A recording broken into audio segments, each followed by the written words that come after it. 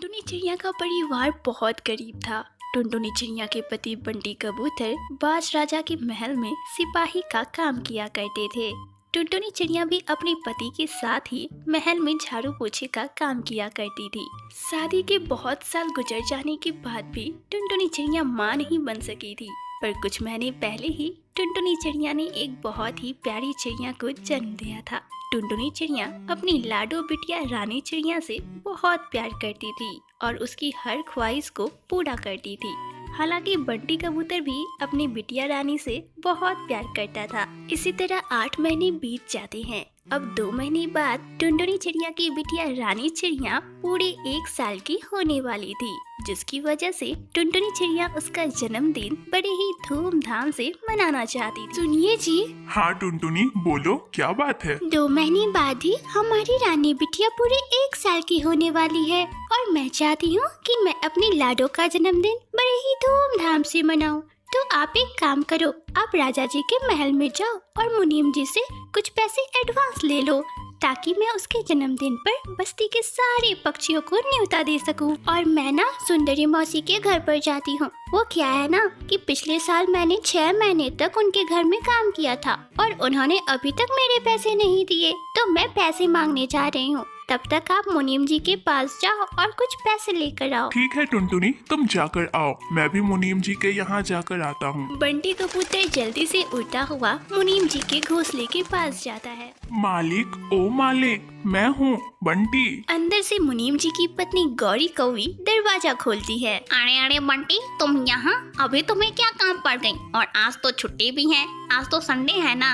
अरे सप्ताह में एक दिन तो इनको छुट्टी मिलती है, हर वक्त उस राजा की ही सेवा में लगे रहते हैं। तभी अंदर से मुनीम जी सेठ कड़कनाथ कौवा आवाज लगाते हैं। अरे बंटी, तुम बाहर क्यों खड़े हो? अंदर आ जाओ।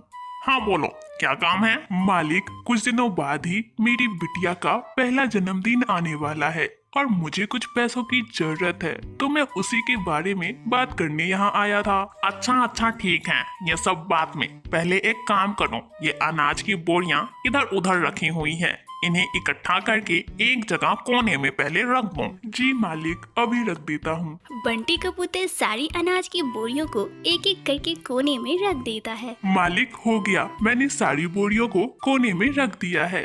अब मालिक, आप मेरी बात सुन लीजिए ना। हाँ बंटी, बोलो। मालिक, मुझे कुछ पैसों की बहुत जरूरत है, क्या मुझे कुछ पैसे एडवांस में मिल सकते हैं? वो क्या है ना कि मेरी बिटिया रानी बिटिया का जन्मदिन आने वाला है और यह उसका पहला जन्मदिन ही है। अच्छा, पैसे और एडवांस? तुम्हारा दिमाग तो नहीं खराब हो गया है? मैंने पहले ही तुम्हें बहुत सारे एडवांस दे दिए हैं, पहले उन्हें चुकता करो, उसके बाद ना तुम्हें आगे के पैसे दूंगा मैं। मालिक, मैं आपके सारे पैसे धीरे धीरे चुका दूंगा। मालिक, इस बार मेरी बिटिया का पहला जन्मदिन है, मुझे उसे एक बहुत अच्छी गुड़िया खरीद कर देनी है। मालिक, अंतिम बार मुझे कुछ पैसे दे दो। एक फूटी कौड़ी नहीं मिलेगी तुम्हें। और तुम एक काम करो, कल से तुम डबल ड्यूटी करोगे राजा जी के महल में, क्योंकि राजा जी के महल में परदेसी पक्षी आने वाले हैं। अब तुम जाओ यहाँ से। बेचारा बंटी कबूतर उदास मन से घर वापस आ जाता है। कुछ देर बाद टुनटुनी चिड़िया भी घर वापस आ जाती है। तब बंटी कबूतर टुनटुनी से पूछता है, क्या हुआ टुनटुनी, सुंदरी मौसी ने तुम्हें तुम्हारे पैसे दे दिए? नहीं जी बंटी जी, उन्होंने तो एक भी पैसे नहीं दिए, बल्कि सुंदरी मौसी ने तो मुझे उल्टा डांटा और कहा मेरे तुझ पर बहुत सारे एहसान हैं, मैं तुझे एक फूटी कौड़ी तक नहीं दूंगी। खैर छोड़ो, आप बताओ, क्या आपको पैसे मिले? नहीं टुनटुनी, मुझे भी मुनीम जी ने एक भी पैसे नहीं दिए, उल्टा मुझे भी घर से बाहर निकाल दिया और कहा कि कल से तुम्हें डबल ड्यूटी करनी है महल में। अब तुम ही बताओ, हम अपनी रानी बिटिया का जन्मदिन कैसे मनाएंगे?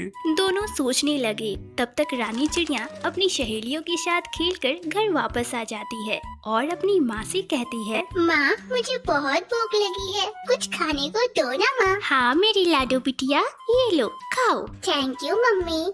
मम्मी, तुम्हें पता है आज मेरी दोस्त पिंकी चिड़िया का जन्मदिन है और उसके पापा उसके लिए एक बहुत बड़ा केक लाए हैं। वह कह रही थी कि आज उसका जन्मदिन बड़ी ही धूमधाम से मनाया जाएगा। माँ, मेरा जन्मदिन कब आएगा? माँ तुम भी मेरे लिए एक बहुत बड़ा केक लाना। माँ तुम लाओगी ना? हाँ हाँ रानी बिटिया, मैं तुम्हारे लिए जरूर केक लाऊंगी। अपनी माँ की यह बात सुनकर रानी चिड़िया बहुत खुश हो जाती है और खाना खाकर खुशी खुशी फिर से अपनी सहेलियों के साथ खेलने बाहर चली जाती है। तब टुनटुनी चिड़िया अपने पति बंटी से कहती है, सुनो जी बंटी जी, आप साहूकार के पास जाओ और उससे कुछ पैसे ब्याज पर ले लो और आप चिंता मत करो, आज से मैं भी आपके साथ महल में डबल ड्यूटी करूंगी और जल्द ही हम दोनों मिलकर साहूकार के सारे ब्याज और पैसे चुका देंगे। ठीक है टुनटुनी, अब बस यही एक रास्ता है। बंटी कबूतर शाहूकार के पास जाता है और उससे कुछ पैसे ब्याज पर लेकर घर वापस आ जाता है। इसी तरह कुछ दिन बीत जाते हैं और आखिरकार रानी चिड़िया के जन्मदिन का दिन आ जाता है। सुनो जी रानी के पापा, आपको पता है ना कि आज क्या है? हाँ टुनटुनी, मुझे याद है, आज हमारी रानी बिटिया का जन्मदिन है। और हाँ, आज तुम एक काम करना, महल का सारा काम जल्दी जल्दी समाप्त कर लेना, क्योंकि शाम में हमें जल्दी घर वापस आना है। और हाँ, घर आते समय तुम सारे बस्ती के पक्षियों को न्योता देती आना, और मैं हरी तोता के साथ महल से सीधा केक लाने जाऊंगा। और हाँ, अपनी रानी बिटिया के लिए एक बहुत ही अच्छी सी गुड़िया भी लेकर आऊंगा। अब मैं चलता हूँ, तुम सारा कुछ संभाल लेना। शाम हो जाती है। टुनटुनी चिड़िया बस्ती के सारे पक्षियों को जन्मदिन का न्योता देकर घर वापस आ जाती है। कुछ देर बाद बंटी कबूतर भी हरिया तोता के साथ घर वापस आ जाता है और अपने साथ केक और गुड़िया भी लाता है। कुछ देर बाद बस्ती के सभी पक्षी टुनटुनी चिड़िया के घर पर जमा हो जाते हैं और रानी चिड़िया को जन्मदिन की बधाई देते हैं। अरे अरे, हमारी रानी बिटिया तो बहुत खुश है आज। बिटिया तू सदा खुश रहे, ऐसे ही हंसती खेलती रहे। रानी चिड़िया के जन्मदिन के जश्न में सुंदरी मौसी भी शामिल थी। सुंदरी मौसी को यह खुशी देखी ना गई और वह चुपके से टुनटुनी चिड़िया के किचन में जा पहुंची और वहां रखे केक को गिराकर खराब कर डाला। बड़ी आई थी जन्मदिन मनाने वाली, अब देखती हूँ कि कैसे जन्मदिन मनाती हैं हम। सुंदरी कौवी केक गिराकर जश्न में शामिल हो जाती है। कुछ देर बाद जब टुनटुनी चिड़िया किचन में जाती है तो गिरे हुए केक को देखकर बहुत दुखी होती है।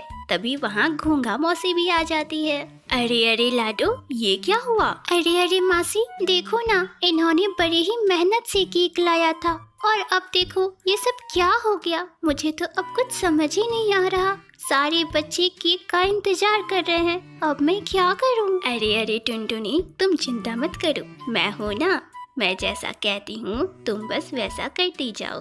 क्या तुम्हारे पास केक बनाने की सामग्री घर पर है? हाँ हाँ मासी, घर में सारा सामान है। ठीक है टुनटुनी, तब अब मैं जैसा बोलती हूँ बस वैसा करती जाओ तुम। घोंघा मौसी ने टुनटुनी चिड़िया को जैसे जैसे बताया, टुनटुनी चिड़िया वैसे वैसे करती गई और देखते ही देखते एक बहुत ही स्वादिष्ट केक बनकर वहाँ तैयार हो गई। टुनटुनी चिड़िया यह सब देखकर बहुत खुश हुई। आपका बहुत बहुत शुक्रिया मासी, अगर आज आप यहाँ नहीं होती तो ना जाने आज क्या हो जाता। कोई बात नहीं टुनटुनी, अब चलो, सभी बच्चे केक का इंतजार कर रहे हैं। टुनटुनी चिड़िया केक लेकर जश्न में पहुँच जाती है। सारे पक्षी बड़े ही धूमधाम से रानी चिड़िया का जन्मदिन मनाते हैं। तो फ्रेंड्स, आपको यह कहानी कैसी लगी?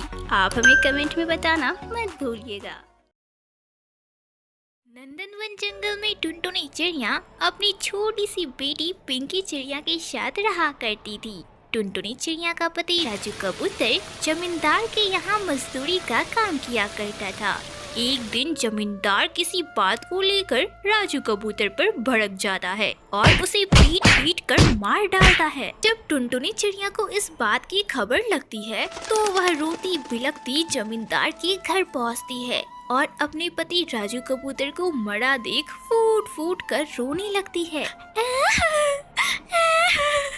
पिंकी के पापा, उठो ना पिंकी के पापा, आप हमें यूं अकेला छोड़कर नहीं जा सकते।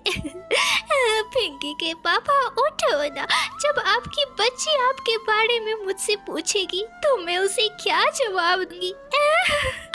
मालिक, मालिक, मेरे पति से ऐसी कौन सी गलती हुई जो आपने उसे पीट पीट कर मार डाला? मालिक, मेरी बच्ची तो अभी बहुत छोटी है, अब हम दोनों किसके सहारे रहेंगे मालिक? तेरे पति ने मेरा लाखों का नुकसान कर दिया। अरे तेरे पति को बोला था कि मेरे खेत में जाकर पानी दे दे, उसने नहीं दिया। उस कामचोर की वजह से खेत में लगे हुए सारे बीज खराब हो गए। अब जो मेरा नुकसान करेगा उसे तो मैं ऐसे जिंदा तो नहीं छोड़ दूंगा ना। अब तू ज्यादा बहस मत कर, यहाँ से चले जा। रोती बिलखती बेचारी टुनटुनी चिड़िया वापस घर आ जाती है। मम्मा आप क्यों रो रही हो? मम्मा क्या हुआ? बिटिया बिटिया, हम अनाथ हो गए। तेरे पिता को उस जालिम जमींदार ने मार डाला।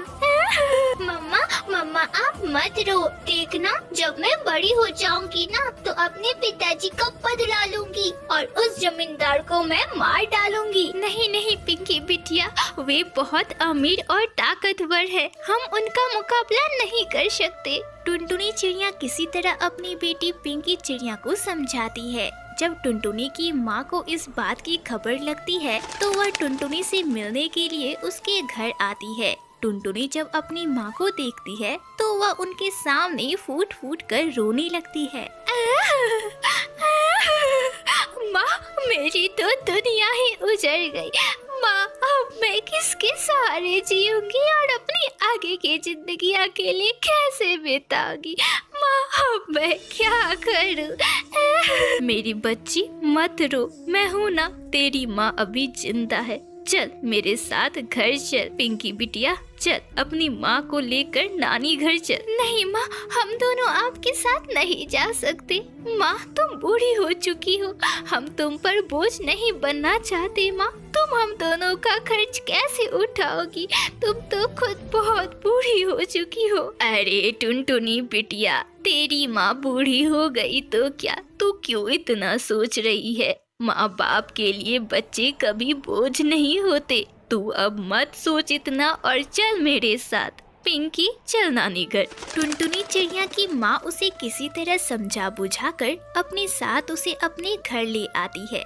इसी तरह कुछ दिन बीत जाते हैं। एक दिन पिंकी चिड़िया एक पिज्जा वाले को पिज्जा बेचते हुए देखती है तो उसे भी पिज्जा खाने का मन करता है और वह अपनी माँ के पास जाकर पिज्जा खाने की जिद करने लगती है। मम्मा मम्मा मुझे पिज्जा खाने के लिए पैसे दो। मम्मा मैंने बहुत दिनों से एक भी पिज्जा नहीं खाया। मम्मा मुझे पिज्जा खाने के लिए पैसे दो ना। पिंकी बिटिया, मेरे पास एक भी रुपये नहीं है, मैं तुझे कहाँ से पिज्जा खाने के लिए पैसे दूं? मेरी बच्ची, मेरे पास पैसे नहीं हैं। तब नन्ही सी पिंकी चिड़िया अपनी नानी के पास जाती है और उनसे पैसे मांगती है। नानू नानू, अरे ओ नानू, देखो ना मम्मा के पास एक भी रुपये नहीं है और बाहर में पिज्जा बिक रहा है। नानू मुझे पैसे दो ना, मुझे पिज्जा खानी है। अच्छा, तो मेरी गुड़िया को पिज्जा खानी है, ये ले पैसे। मेरी गुड़िया जाकर पिज्जा खरीद कर खा ले।